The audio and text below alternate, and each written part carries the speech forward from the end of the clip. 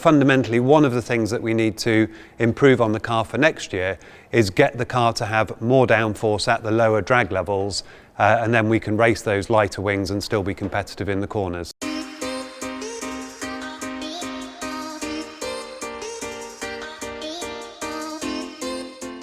So why were we so slow on the straights compared to the others? Well, we decided to stay at our highest downforce level.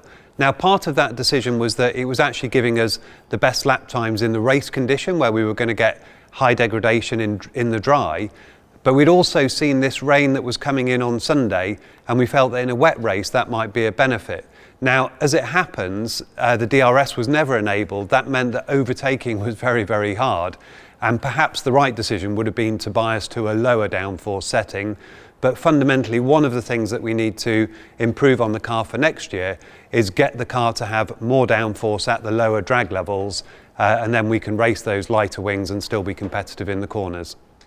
Why did we start Q1 on the medium tyre? Well, we knew that that lap was never going to be fast enough to put us through, but we also saw that on the soft tyre you could only get one good lap time out of it. There was quite a big drop from the first lap to the second lap, and given the performance of our car, we wanted to run that new tyre right at the end. So the real reason that we decided to take that medium early on was just to give the drivers a bit of a warm-up run so they could get into it before they ran the soft later in the first session. Had the team considered immediately switching to intermediates as the safety car came in? Well, yes, this is a conversation that we'd had with the drivers. We prepared all the pit crews. The drivers knew what they wanted to do if they made that decision. But ultimately, they're the ones who can see what the track's like, where the rivers are. They can feel how much grip they've got, and we need to let them be in charge of making that decision. Now, for Sebastian and Nicholas, it was easier to decide to take the risk. They were at the back anyway, and ultimately they would have probably caught up if there was another safety car were it the wrong choice. For our drivers, though, they didn't feel it was quite right at that point to make the jump, and they decided to stay on and start the race. Was it the right decision to do the double stack pit stop? Well, we've gone through all the timing of that and we've concluded that no, it wasn't the right decision.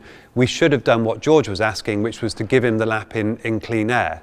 Now, we had seen that the intermediates were a lot quicker, so the ex-wet you would have lost time on track, but the problem was George and Lewis were a bit too close for us to be able to do the pit stop without losing some time, and that time ultimately cost George the position to Tsunoda and possibly even the position to Lando. So it gave him a bit more of a challenge to deal with, having to pass those cars to try and find any clean air. With more time left in the race, would there have been a better chance for Lewis to pass Esteban? Well, in reality, probably, because we seem to have better degradation. Esteban's tyres would have been dropping, and maybe that would have given us an opportunity to get through. But the big issue was that DRS wasn't enabled, our straight line speed wasn't as high as that of the Alpine, and on a circuit like that, the only way you can really pass is to make the pass on those straights. So it would have been difficult. I think it comes down more to anything than the fact that the DRS wasn't enabled. So what is our view on the situation with the recovery vehicle and Gasly? Well, Formula One is actually very good on the safety issues at sitting down, all the teams working together and trying to make sure that the sport is as safe as it can possibly be. So that situation is definitely going to get reviewed.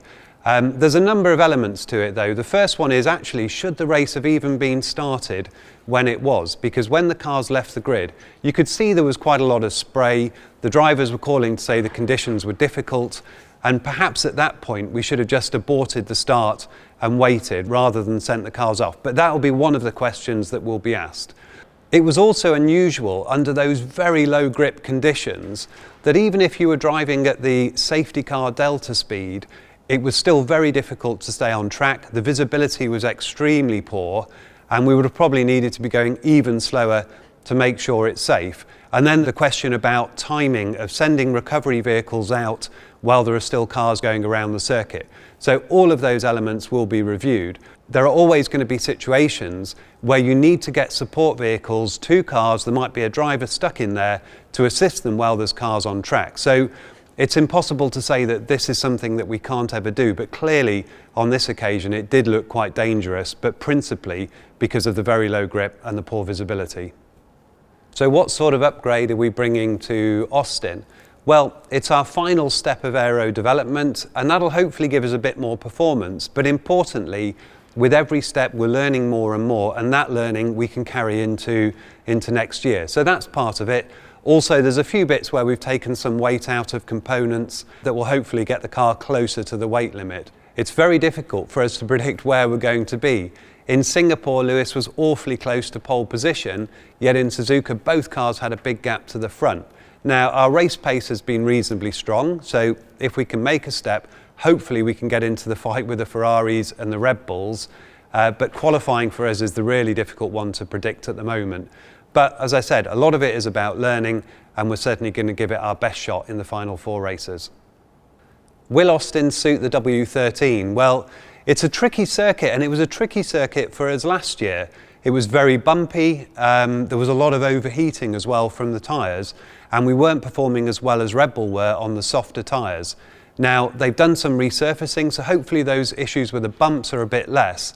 But what's very hard this year is to really know where are you going to be on a circuit before you've gone there.